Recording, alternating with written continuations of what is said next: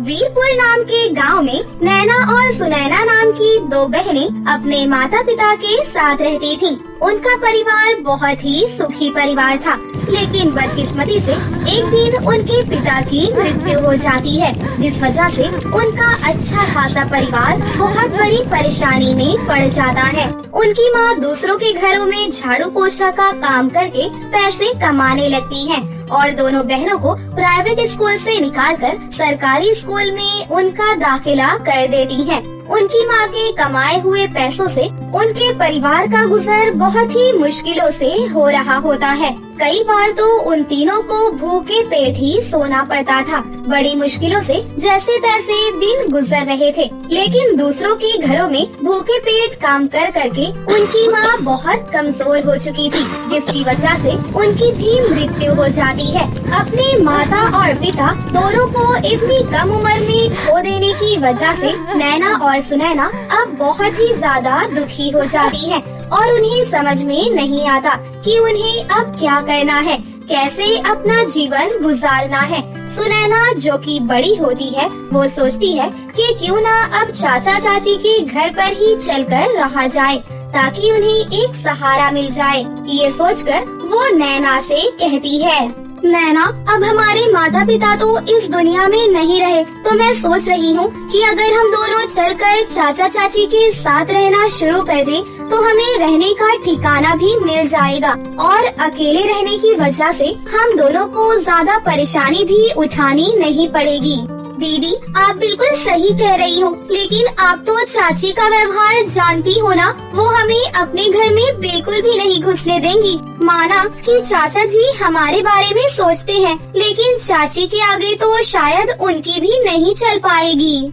हाँ, तुम सही कह रही हो कि चाची बहुत ही ज्यादा घमंडी है और वो हमारे साथ बहुत बुरा बर्ताव करती है, और अब तो हमारे माता पिता भी नहीं रहे, इसलिए उनका व्यवहार अब हमारे लिए और भी बुरा हो सकता है। लेकिन फिर भी यहाँ पर अकेले रहने से अच्छा है कि चलकर उनके घर में ही रहा जाए।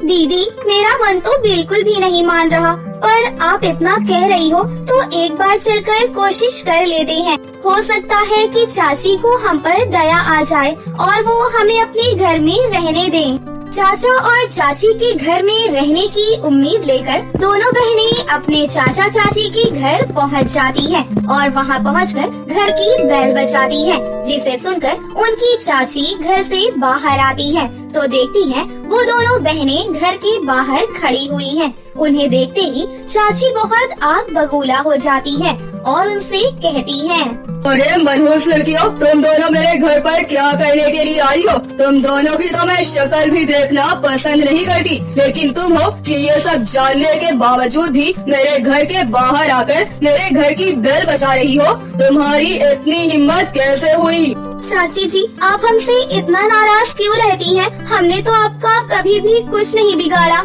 हम दोनों यहाँ पर इस उम्मीद से आए हैं कि आप हम दोनों को अपने साथ अपने घर में रख लोगी, क्योंकि हमारे माता पिता के जाने के बाद हम दोनों अब बहुत अकेले हो गए हैं और अभी हम इतने बड़े भी नहीं हैं कि अकेले रह पाएं, इसलिए हम यहाँ चले आए। अरे वाह, देखो तो जरा इन मनहूसों को, यहाँ मुंह उठाए चली आई। मैंने क्या यहाँ पर धर्मशाला खोल रखा है कि जिसका मन करेगा वो मुंह उठाकर यहाँ चला आएगा? निकलो अभी मेरे घर से बाहर। बड़ी आई, अपने माँ बाप को तो खा गई, अब मुझे भी मारेगी क्या? इसलिए अभी के अभी निकलो यहाँ से।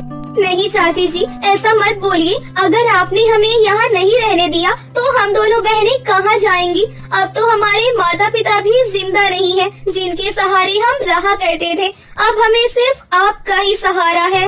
वाह वाह वाह, क्या सोच है। जब माता पिता नहीं रहे तो अब तुम्हें मेरे सहारे की जरूरत पड़ने लगी। जब तक तुम्हारे माँ बाप जिंदा थे तब तक तो उन्होंने हमें कभी भी नहीं पूछा। खबरदार, जो तुमने मेरे घर के अंदर घुसने की कोशिश भी करी तो मैं तुम्हें धक्के मारकर अपने घर से बाहर निकाल दूंगी। और रही बात सहारे की, तो पूरी दुनिया पड़ी है, जाकर किसी के भी यहाँ सहारा ढूंढो, लेकिन मेरे यहाँ आने की कोशिश भी मत करना। ये शोर शराबा सुनकर उनके चाचा जी भी बाहर आ जाते हैं तो देखते हैं कि दोनों बच्चियां गेट पर खड़ी हैं और उनकी बीवी उन दोनों पर चिल्ला रही है। ये देखकर वो अपनी पत्नी से कहते हैं, अरे भाग्यवान, तुम इन बेचारी बच्चियों पर क्यों चिल्ला रही हो? इन्होंने तुम्हारा ऐसा भी क्या बिगाड़ दिया? अब जब उनके माता पिता नहीं रहे तो इनका हमारे अलावा और इस दुनिया में है ही कौन? हमें इनको सहारा जरूर देना चाहिए। ये लो आ गए इनके चाहने वाले। भला मेरी क्या जरूरत, और मैं होती ही कौन हूँ इन्हें अपने घर में न आने देने वाली? ये घर कोई मेरा थोड़ी है।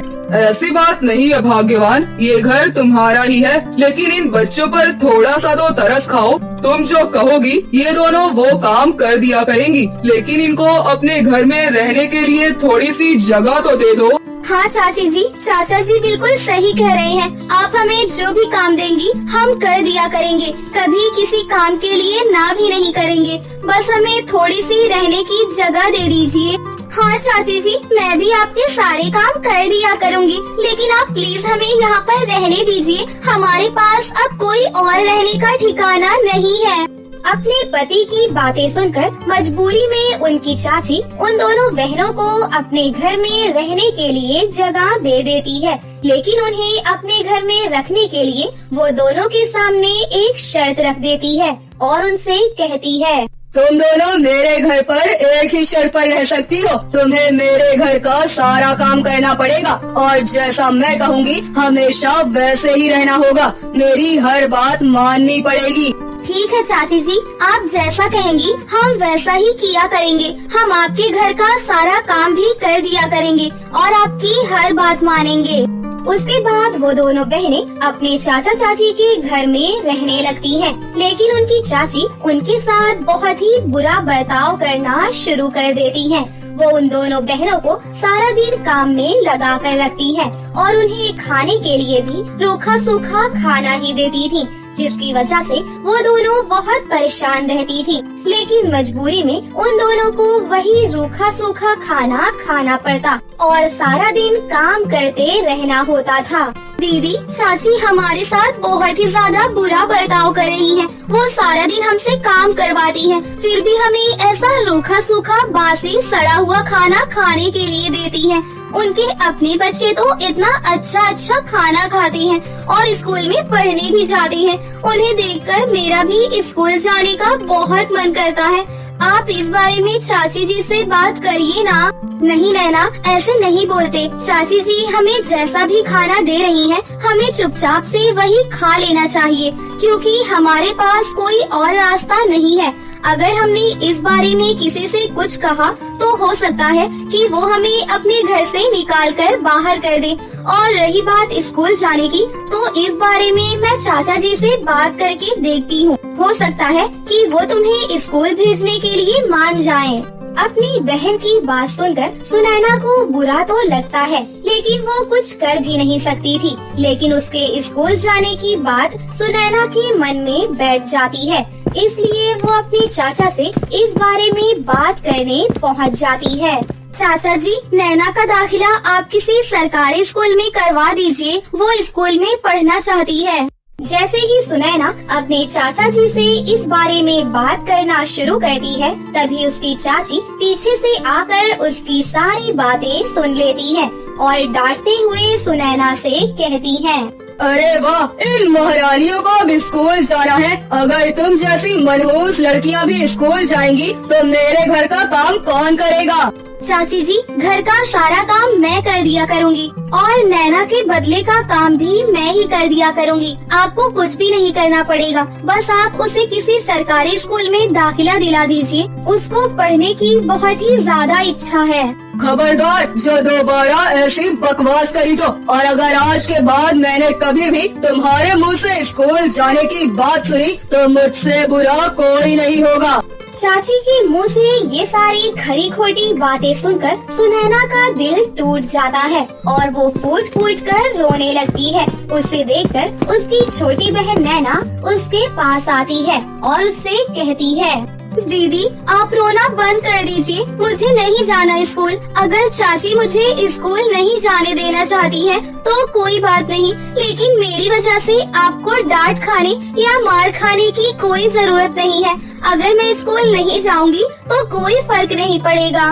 उसके बाद से दोनों बहनें स्कूल जाने की बात को भूलकर चुपचाप अपने कामों में लगी रहती हैं और किसी से कुछ नहीं कहती। लेकिन फिर भी उनकी चाची का बर्ताव दिन प्रतिदिन उनके ऊपर खराब ही होता जाता है और एक दिन तो उनकी चाची हद ही कर देती है। जब उनके चाचा काम पर चली जाती हैं, तो वो सिर्फ एक वास टूटने की वजह से दोनों बहनों की जमकर पिटाई करती है और उन्हें घर से बाहर निकाल देती है। दोनों बहनें रोते रोते घर से चली जाती हैं। चलते चलते दोनों कब घने जंगल में पहुंच जाती हैं, उन्हें पता ही नहीं चलता। वहां पहुंचकर जब नैना को बहुत तेज प्यास लगती है, तो वो अपनी बहन से कहती है, दीदी मुझे बहुत तेज प्यास लगी है, हमें कहीं से पानी का इंतजाम करना होगा।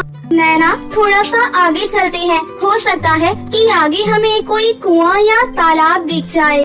थोड़ा आगे चलकर दोनों को एक कुआं दिखाई देता है, लेकिन वो कुआं बहुत ज्यादा गहरा होता है और उसके आसपास कोई बर्तन भी नहीं होता जिसकी मदद से वो पानी को निकाल पाती। ये देखकर दोनों बहनें बहुत उदास हो जाती हैं, क्योंकि प्यास के मारे अब दोनों का बहुत बुरा हाल हो चुका होता है। कुएं से पानी नहीं निकाल पाने के कारण दोनों बहनें उस कुएं के पास बैठकर रोने लगती हैं। तभी उस कुएं से 3 सुंदर परी बाहर आती हैं और उनसे कहती हैं, क्या हुआ बेटी, तुम दोनों बहनें क्यों रो रही हो? परी जी, हम दोनों बहनों को बहुत तेज प्यास लगी है, लेकिन हम चाहकर भी इस कुएं में से पानी नहीं निकाल पा रहे। आप कृपया करके हमारी कुछ मदद कर दीजिए। बेटी, ये एक जादुई कुआं है, इसमें से पानी निकालने में हम तुम्हारी मदद तो कर सकते हैं, लेकिन इसमें एक शर्त है कि पानी केवल एक ही इंसान पी सकता है। तो तुम दोनों सोच लो कि तुम में से कौन पहले पानी पीना चाहता है। परी जी, मेरी छोटी बहन को मुझसे बहुत ज्यादा प्यास लगी है, तो आप सिर्फ इसी को पानी दे दीजिए। मैं अपने लिए कहीं और से पानी का इंतजाम कर लूंगी। नहीं परी जी, आप मेरी दीदी के लिए पानी दे दीजिए, मैं नहीं पीऊंगी तो कोई बात नहीं। उन दोनों बहनों का आपस में इतना प्रेम देखकर तीनों परियां बहुत खुश हो जाती हैं और उनसे कहती हैं, बेटी तुम दोनों बहनें बहुत ही नेक और सच्ची हो और एक दूसरे से बहुत प्रेम करती हो, इसलिए हम तुम्हारा ये आपसी प्यार देखकर बहुत खुश हुए। हम तुम दोनों के लिए इस कुएं से पानी भी निकाल देंगे और तुम दोनों को ये जादुई छड़ी भी देंगे, ताकि तुम दोनों अपनी सारी परेशानियों को दूर कर सको। इतना कहकर तीनों जादुई परियां उन दोनों को उस जादुई कुएं से पानी भी पिला देती हैं और उन्हें वो जादुई छड़ी भी देती हैं। जादुई छड़ी पाकर दोनों बहनें बहुत ज्यादा खुश हो जाती हैं और अपने लिए जादुई छड़ी से एक सुंदर से घर की व्यवस्था कर लेती हैं और कुछ पैसों का भी इंतजाम कर लेती हैं और उसके बाद वो दोनों खुशी खुशी अपने खुद के घर में रहने लगती हैं। फिर दोनों एक अच्छे से प्राइवेट स्कूल में पढ़ने लगती हैं और अपनी आगे की जिंदगी हंसी खुशी से गुजारने लगती है। सदियों पुरानी बात है। ये कहानी सपना नाम की एक लड़की की है। सपना जब 8 साल की थी, तभी उसके माता पिता का एक रोड एक्सीडेंट में देहांत हो गया था, जिसके बाद पुलिस वाले उसके रिश्तेदारों में से सपना की मौसी को फोन करते हैं और जब ये बात उसकी मौसी को पता चलती है, तो वो भागी भागी वहाँ पर आ जाती है और अपनी बहन को ऐसी हालत में देखकर वो भी फूट फूट कर रोने लगती है। फिर वो किसी तरह सपना को संभालती है और उसे अकेला देख उसे अपने घर ले आती है। सपना की मौसी साधना की भी अपनी एक बेटी थी डॉली, लेकिन साधना सपना को अपने घर में बहुत ही प्यार से रखती थी, बिल्कुल अपनी बेटी की तरह। लेकिन वही डॉली सपना को बिल्कुल भी पसंद नहीं करती थी। ये सब देखकर साधना काफी हैरान हो जाती है। उसके बाद वो किसी तरह से सपना को चुप कराती है और उसे सुला देती है। उसके बाद साधना अपनी बेटी डॉली को भी समझाती है, लेकिन डॉली कहाँ किसी की सुनने वाली थी। ऐसे ही कई साल बीत जाते हैं और अब दोनों बहनें बड़ी हो जाती है। जहाँ सपना दिखने में काली और बदसूरत थी, वही डॉली बेहद खूबसूरत थी और वो हर वक्त बस अपना मेकअप ही किया करती थी। लेकिन अब भी वो सपना से उतनी ही नफरत करती थी। ऐसे ही एक दिन डॉली अपनी माँ से आकर कहती है, माँ मुझे कुछ पैसे दे दो, मैं शॉपिंग पर जा रही हूँ, मुझे कुछ नई ड्रेसेस लेनी है। ठीक है बेटी, तुम सपना को भी अपने साथ में लेकर जाओ, वो भी अपने लिए कपड़े खरीद लेगी। माँ आपको पता है ना, मुझे ये सपना बिल्कुल भी पसंद नहीं है, तो आप मुझे उसके साथ क्यों भेजती हो? ऐसा नहीं बोलते बेटा, ये तुम्हारी ही बहन है, तुम्हें इससे प्यार करना चाहिए। माँ मैंने कितनी बार कहा है और अब फिर से कह रही हूँ, ये काली कलूटी मेरी बहन नहीं है। बेटा रंग रूप से कुछ भी नहीं होता, बस इंसान का मन साफ होना चाहिए। माँ मैंने बोला ना, मैं इसको अपने साथ में नहीं लेकर जाऊंगी, नहीं तो सभी लोग मेरा मजाक बनाएंगे। डॉली के मुंह से इतनी कड़वी बातें सुनकर सपना रोने लगती है। ये देखकर साधना को बहुत गुस्सा आता है। ठीक है मत जा, मैं तुम्हें पैसे भी नहीं दूंगी और सपना को मैं अपने साथ ही शॉपिंग पर ले जाऊंगी। लेकिन माँ, फिर सपना और साधना शॉपिंग के लिए निकल जाती है और डॉली वहीं खड़ी गुस्से में बस उन्हें देखती ही रह जाती है। वो दोनों शॉपिंग करके मजे से वापस आ रही थी कि तभी अचानक से सपना और साधना का एक्सीडेंट हो जाता है। सपना को बहुत मार लगती है, लेकिन डॉक्टर उसका इलाज करते हैं, पर साधना का वहीं पर देहांत हो जाता है। जब ये खबर डॉली को मिलती है तो वो बहुत रोती है। वहीं सपना को जब होश आता है तो वो साधना के बारे में पूछती है, तो डॉक्टर उसे सब कुछ बताते हैं, जिसे सुनकर वो भी बहुत रोती है। फिर वो दोनों बहनें रोते रोते साधना का अंतिम संस्कार कर देती है। ऐसे ही कुछ दिन बीतने के बाद सपना का जख्म धीरे धीरे भरने लगता है, पर उन जख्मों में अभी भी बहुत दर्द रहता है। दीदी दीदी आप मुझे दवाई दे दो, मेरे सर में बहुत तेज दर्द हो रहा है। चुप कर काली कलूटी, तूने सोचा भी कैसे कि मैं तुझे दवाई दूंगी? मुझे तो तू बिल्कुल भी पसंद नहीं है। तू कितनी मनहूस है, जैसे तू अपने माँ बाप को खा गई, वैसे ही तू मेरी माँ को भी खा गई, मनहूस कहीं की। दीदी इसमें मेरी क्या गलती है? मैंने ऐसा क्या किया? चोटें तो मुझे भी आई थी, भगवान ने मुझे नहीं उठाया, तो इसमें मेरी क्या गलती है दीदी? चुप कर, मैं तेरी कोई दीदी वीदी नहीं हूँ। अब से तू मुझे दीदी मत बोला कर, ठीक है? अब जाकर मेरे लिए खाना बना कर ले आ, मुझे बहुत जोरों की भूख लगी है। पर दीदी मेरे सर में बहुत तेज दर्द हो रहा है, मैंने आपको बताया है ना? मुझे कुछ भी नहीं पता, तेरे सर में दर्द है और काम तुझे अपने हाथों से करना है, तो जा सीधे से जाकर मेरे लिए खाना बना कर ला। और याद रहे, अब से घर का सारा काम तू ही करेगी, तू अब से हमारे घर की नौकरानी है, समझी तू? फिर क्या, सर में दर्द होने के बाद भी बेचारी सपना को घर के काम करने पड़ते हैं। इस तरह समय बीत जाता है। एक दिन डॉली अपनी दोस्त की पार्टी में जाने के लिए तैयार हो रही थी कि तभी सपना उसके लिए वहाँ चाय लेकर आती है, पर अचानक से वो चाय डॉली की ड्रेस पर गिर जाती है। ये देखकर डॉली गुस्से से लाल हो जाती है और उसकी बहुत पिटाई करती है।